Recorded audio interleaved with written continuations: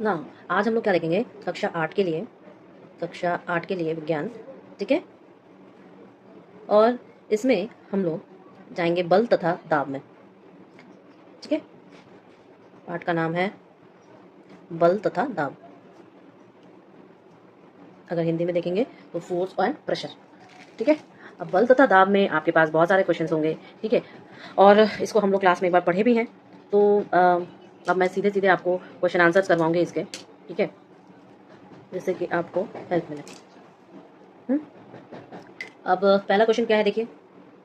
पहला क्वेश्चन बेटा जी, धक्के या खिंचाव के द्वारा वस्तुओं की गति की अवस्था में परिवर्तन के दो दो उदाहरण लीजिए। उदाहरण लीजिए, क्या, धक्के या खिंचाव के द्वारा। ठीक है, तो दो दो उदाहरण क्या क्या हो जाएंगे, उत्तर हम डायरेक्ट लिखेंगे अगर आपका। तो धक्के के कारण गति की अवस्था में परिवर्तन के उदाहरण, धक्के के कारण कारण आपकी गति की अवस्था में परिवर्तन, अवस्था में परिवर्तन के उदाहरण क्या क्या होंगे, बताओ। आपके एग्जाम में आएगा तो क्या लिखोगे, पहला, बल्ले का गेंद पर प्रहार। जब आप क्रिकेट में बैट बॉल खेलते हो तो बल्ले से गेंद पे प्रहार देते हो तो वो अपनी अवस्था चेंज करती है, आगे बढ़ जाती है। या जब हम टायर को बच्चे जो टायर को चलाते हुए आगे बढ़ते हैं ना, धीरे धीरे आगे बढ़ते हैं कि नहीं, तो जब ऐसे आगे बढ़ते रहते हैं बेटा जी, तो क्या होता है, हम उसकी अवस्था में परिवर्तन ला रहे हैं। ठीक है, तो हम कहेंगे कि पहला हो जाएगा आपका बल्ले के या बल्ले के प्रहार से। ठीक है, या आप बोलोगे बल्ले का गेंद पर प्रहार, बल्ले का गेंद पर प्रहार। ठीक है, और दूसरा आप क्या बोल दोगे, बच्चे द्वारा टायर चलाते हुए गति बढ़ाने हेतु टायर पर लकड़ी की डंडी से मार गया। ठीक है, आप धीरे धीरे मारते हो। दूसरा आप बोल रहा है कि खिंचाव के द्वारा। ठीक है, तो दूसरा है आपके खिंचाव के कारण गति की अवस्था में परिवर्तन के उदाहरण। ठीक है, क्या क्या हो जाएगा, पहला आपका हो जाएगा, आप कुएं से पानी खींचते हो ना। ठीक है, तो ऊपर खींचना या गुलेल चलाना। ठीक है, तो आप बोलोगे कुएं, रस्सी को ऊपर खींचना, और दूसरा आप बोलोगे बेटा गुलेल चलाना।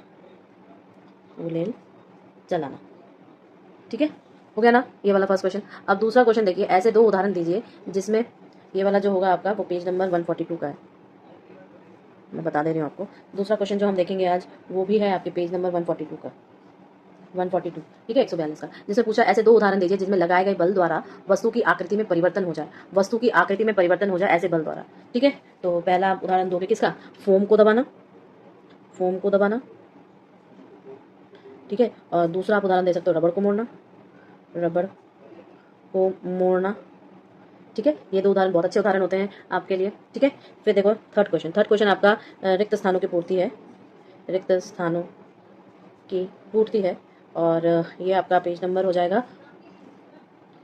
142 में ही। पहला क्या दिया है, कुएं से पानी निकालते समय हमें रस्सी को डैश करना पड़ता है, खींचना पड़ता है। क हो जाएगा हमारा खींचना पड़ता है, ये तो आसान है। ठीक है, दूसरा क्या बोला है, ख वाला, एक आवेशित वस्तु अनावेशित वस्तु को डैश करती है, आकर्षित करती है। ठीक है, ग, आकर्षित कैसे करेगी, हमने बताया था आपको, पॉजिटिव चार्ज नेगेटिव चार्ज, जब कोई इलेक्ट्रिशियन आपके घर आता है और वो तारों को ऑन स्विच करता है, वायरिंग करता है, तो आप देखो ना पॉजिटिव और नेगेटिव, तो धनावेश और ऋणावेश, ठीक है, एक दूसरे को क्या करती है, आकर्षित करती है। तीसरा यहाँ पर क्या दिया हुआ है, एक आवेशित है और एक अनावेशित है। सामान से लदी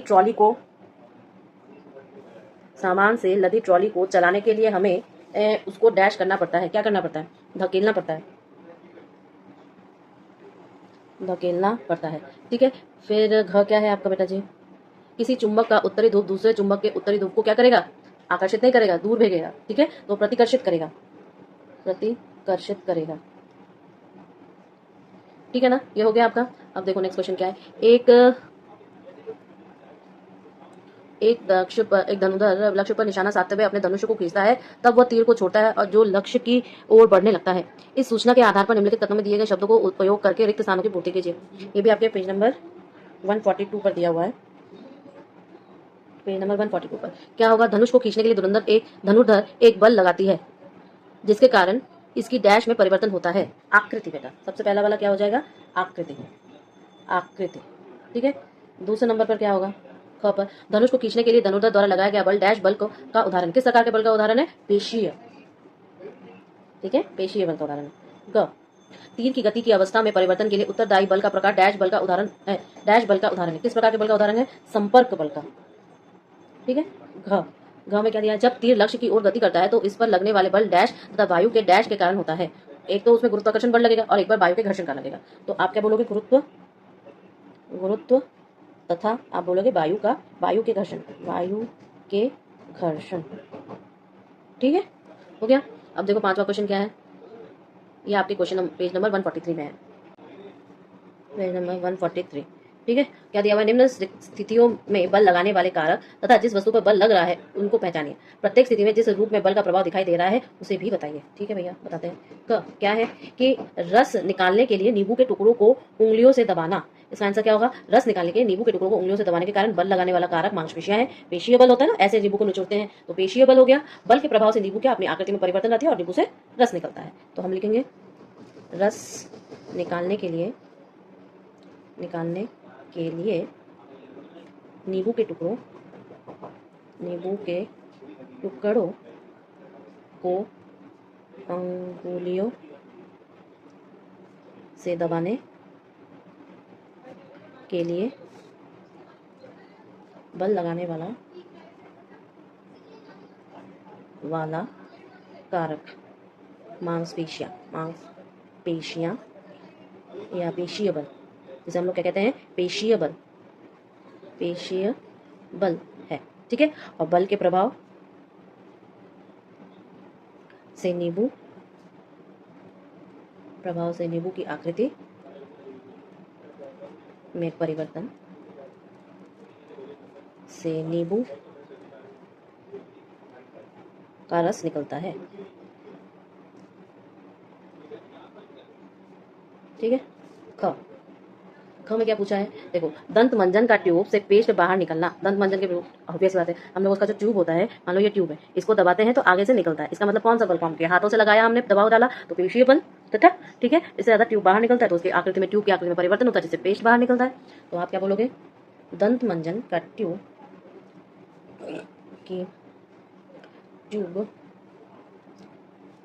से पेस्ट बाहर निकालने के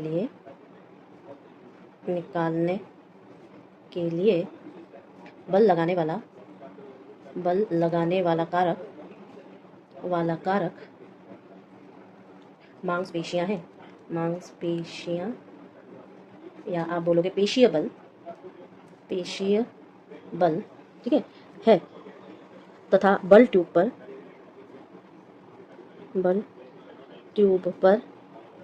क्या होता है, लगता है। ठीक है, जिससे ट्यूब की आकृति में परिवर्तन होता है, जिससे ट्यूब की आकृति में परिवर्तन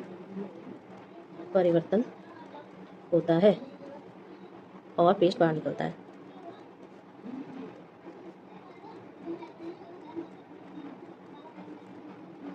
ठीक है, नेक्स्ट क्या है, देखो दीवार में लगे हुए हुक से लटकी कमानी के दूसरे सिरे पर लटका एक भार। ये क्या कह रहा है कि जब जो दीवार से लटकी हुई कमानी होती है उस पर एक लटका हुआ भार है तो उस वक्त क्या होता है, तो आप बोलोगे भैया कि दीवार में लटके हुए हुक से लटकी कमानी के दूसरे सिरे पर लटके एक भार की दिशा में बल लगाते हैं तो क्या होता है, उसका बल वस्तु आती है और जिस बल लग रहा है वह हुक या कमानी है तथा बल के प्रभाव से कमानी खिंच जाती है। ठीक है, बल के प्रभाव से कमानी खिंच जाती है। तो आप क्या बोलोगे, दीवार में लगे हुए हुक से लटकी कमानी के दूसरे सिरे पर लटके एक भार की दिशा में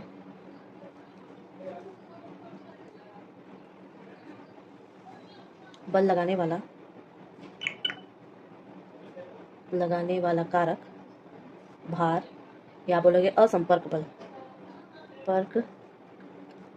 बल वस्तु है, ठीक है, जिस पर बल लग रहा है वह हुक या कमानी है, ठीक है। तथा बल के प्रभाव के तथा बल के प्रभाव से आपकी जो कमानी खिंच जाती है, कमानी खिंच जाती है, ठीक है ना। अब लास्ट वाला क्या है, घ। घ वाला पढ़ो। ऊंची कूद करते समय एक खिलाड़ी द्वारा एक निश्चित ऊंचाई की छड़ या बाधा को पार करना। याद करिए, ऐसे आप कूदते हो छड़ी के द्वारा और उधर बिना उस रस्सी को टच किए दूसरी जगह पे गिरना पड़ता है, दूसरी ओर, ठीक है। तो आप क्या बोलोगे, यहाँ जो धावक होता है, जो दौड़ता है एक्चुअली, वो गति, उसकी जो गति होती है उसके कारण सारी चीजें हो रही है। तो आप बोलोगे कि यहाँ धावक के दौड़ने या गति के कारण शरीर को अतिरिक्त बल प्राप्त होता है, शरीर को अतिरिक्त बल प्राप्त होता है, ठीक है, अतिरिक्त बल प्राप्त होता है, जिससे वह अपने शरीर को आवश्यक ऊंचाई तक उठा सकता है, ठीक है। अतः व्यक्ति का जो गति हो रहा है वही उसको बल दे रहा है, ठीक है। तो अतः व्यक्ति जो गति कर रहा है, जो गति के कारण बल मिलता है, वो जो गति कर रहा है ना, उसी से उसको बल मिल रहा है। तो यानी कि व्यक्ति के स्वयं के शरीर का बल लग रहा है तथा इस बल के कारण व्यक्ति अपने शरीर को ऊपर उछाल पाता है, ठीक है। तो हम एक लाइन और लिख दे रहे हैं कि व्यक्ति के स्वयं के शरीर पर बल लग रहा है तथा इस बल के कारण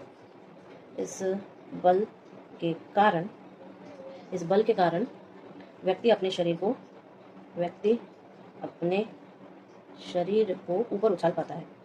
ऊपर उछाल पाता है। समझ में आ गया ना ये चीज? ये आपको मैंने एक क्वेश्चन आंसर के रूप में करवाया है। नेक्स्ट क्वेश्चन देखिए, बोल रहा है कि एक औजार बनाते समय कोई लोहार लोहे के गर्म टुकड़े को हथौड़े से पीटता है। पीटने के कारण लगने वाला बल लोहे के टुकड़े को किस प्रकार प्रभावित करता है? पेज नंबर ये आपके 143 का। किस प्रकार प्रभावित करता है बताइए? जब वो गर्म है और वो उसको हथौड़ा मार रहा है तो पीटने के कारण क्या होता है? पेशीय बल लगता है, जो संपर्क बल का एक उदाहरण है। साथ ही साथ हम ये कहेंगे कि जो लोहे का टुकड़ा है वो फैलने लगता है और उसकी आकृति में परिवर्तन होता है। तो आप इसका आंसर क्या लिखोगे?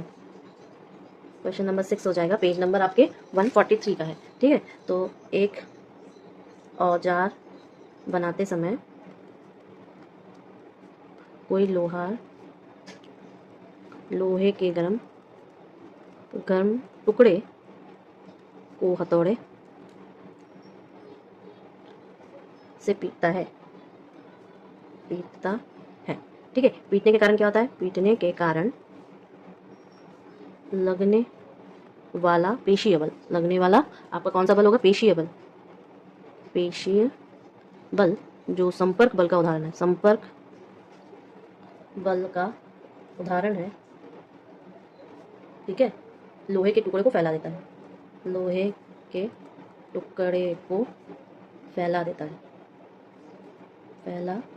ठीक है, जिसके कारण लोहे की आकृति में क्या होता है? परिवर्तन होता है, जिसके कारण लोहे की आकृति में परिवर्तन होता है, ठीक है। इसके बाद देखिए दूसरा क्वेश्चन, ये भी आपके पेज नंबर 173 में है, 143 सॉरी। एक फैलाए हुए गुब्बारे को संश्लेषित कपड़े में टुकड़े से रगड़कर एक दीवार पर दबाया गया। यह देखा गया कि गुब्बारा दीवार से चिपक जाता है। दीवार तथा गुब्बारे के बीच आकर्षण के लिए उत्तरदायी बल का ना, ऑब्वियस सी बात है, वैद्युत बल होगा। एक पॉजिटिवली चार्ज हो जाता है, नेगेटिवली चार्ज हो जाता है और दोनों एक दूसरे को आकर्षित करते हैं, ठीक है। समझ में आया? तो हम कहेंगे क्या कि एक फुलाए हुए गुब्बारे को संश्लिष्ट कपड़े के टुकड़े से रगड़कर एक दीवार पर यदि दबाया जाए, ठीक है, तो वह दीवार से चिपक जाती है। चिपक जाती है। ठीक है, और ये क्योंकि चिपक जाती है, इस दिशा में दीवारों के आकर्षण का उत्तरदायी बल क्या है? स्थिर विद्युत बल। तो इस दिशा में दीवार तथा गुब्बारे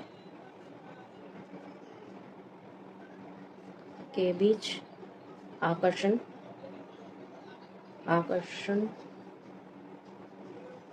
के लिए उत्तरदायी बल स्थिर वैद्युत बल असंपर्क बल है। ठीक है, पेज नंबर 143 का। अब देखो क्या कह रहा है। आप अपने हाथ में पानी से भरी एक प्लास्टिक की बाल्टी लटकाए हुए हैं। बाल्टी पर लगने वाले बल के नाम बताइए। विचार विमर्श कीजिए कि बाल्टी पर लगने वाले बलों द्वारा इसकी गति की अवस्था में परिवर्तन क्यों नहीं होता। तो बहुत अच्छी बात है, क्यों नहीं होता, बल के नाम तो पहले हम बता दें। ये पेज नंबर 143 का है और क्वेश्चन नंबर 8। ठीक है, समझ में आया क्या बोल रहा है? जो बल के नाम है वो तो मैं बता दूं। देखो, बल के नाम जो होंगे वो एक तो तनाव बल और दूसरा होगा गुरुत्व बल। ठीक है, तनाव बल और गुरुत्व बल। अब जब हम नहीं गति में परिवर्तन नहीं आता, क्योंकि इस दिशा में लगने वाला जो कुल बल है वो शून्य हो जाता है। नीचे और ऊपर जो तनाव है दोनों शून्य है। ठीक है, तो हम बोलेंगे बाल्टी पर लगने वाले बलों द्वारा इसकी जो गति की अवस्था है, गति की अवस्था में परिवर्तन इसलिए नहीं आता क्योंकि इस दिशा में लगने वाला कुल बल शून्य है। ठीक है, समझ में आ गया? तो ये हम लोग को करना है। अब हम लोग ने कितने क्वेश्चन किए? 8 क्वेश्चन कर लिए। अब कौन सा बल? Next question number 9। ये भी आपका पेज नंबर 143 का ही है। क्या पूछ रहा है? किसी उपग्रह को इसकी कक्षा में प्रमोशन करने के लिए किसी रॉकेट की ऊपर की ओर प्रक्षेपित किया गया। प्रमोशन मंच को छोड़ने के तुरंत बाद रॉकेट पर लगने वाले 2 बलों के नाम बताइए। तो रॉकेट पे 2 बल लगते हैं, गुरुत्व बल और वायुमंडल का बल। ठीक है, तो 2 बलों के नाम क्या होंगे? क्या क्या है? एक आपका गुरुत्व बल और दूसरा आपका वायुमंडल द्वारा घर्षण बल। वायुमंडल द्वारा घर्षण बल। ठीक है, वायुमंडल द्वारा घर्षण बल। अब नेक्स्ट देखो, जब किसी ड्रॉपर पर नोजल या चंचू को पानी में रखकर इसके बल्ब को दबाते हैं तो ड्रॉपर की वायु बल्बू के बबल के रूप में निकल जाती है, दिखाई देती है। बल्ब पर दाब हटा लेने पर ड्रॉपर में पानी भर जाता है। ड्रॉपर में पानी चढ़ने के कारण पानी का दबाव पृथ्वी के गुरुत्व, रबर के बल की आकृति या वायुमंडलीय दाब। क्या होगा? वायुमंडलीय दाब। क्वेश्चन नंबर 10 का जो होगा आंसर घ पार्ट है, वायुमंडलीय दाब। ठीक है, हो जाएगा। चलो।